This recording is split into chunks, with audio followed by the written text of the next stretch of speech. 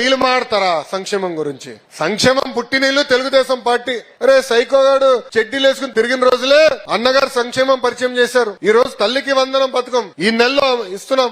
August మాసంలో ఉచిత bus ప్రయాణం అమలు చేస్తున్నాం. అంటే ఇచ్చిన ప్రతి హామీ ఒక పద్ధతి ప్రకారం నిలబెట్టుకుని ముందరకెళ్తున్నాం. ఆర్థిక ఇబ్బందులు ఉన్నాయి, లేవని కాదు. 1వ తారీఖు నాడు ఈ రోజు జీతాలు పడుతున్నాయి. పెన్షన్ ఏంటి, ఒక రోజు ముందలు ఇస్తున్నాం. పెన్షన్ ఇంటింటికి ఇస్తున్నాం. ఇన్ని సంక్షేమ కార్యక్రమాలు మనం చేస్తున్నాం. ఇంకో పక్కన ఏకంగా రోడ్ల పైన గుంటలుంటే పూడ్చే కార్యక్రమం కూడా శ్రీకారం చుట్టాం. అన్ని అయిపోయిందని నేను అన్నట్లా, చాలా పనులున్నాయి. కానీ వాళ్ళు చేస్తున్న దుష్ప్రచారాన్ని తిప్పికొట్టాల్సిన బాధ్యత మనందరి పైన ఉంది. ఇప్పుడు తల్లికి వందనం జూన్ మాసంలో ఇస్తాం. మీరు చూస్తున్నారు డబుల్ ఇంజిన్ సర్కార్. ప్రధానమంత్రి గారు సంవత్సరం మారే లోపల ఇప్పుడు ఏకంగా 3వ వస్తున్నారు. విశాఖపట్నంలో యోగా చేసాక వస్తున్నారు. ఇప్పుడు ఆ కార్యక్రమం జయప్రదం చేసాక ఫోకస్ కి వెళ్తున్నాం. అందుకే జూన్ 12న ప్రజాప్రతినిధులతో మీటింగ్ ఉన్నా. జూలై 1వ తారీఖు నుంచి గడప గడప తొక్కాలి, చేసిన పనులు చెప్పాలి. ఇది తొలి అడుగు మాత్రమే.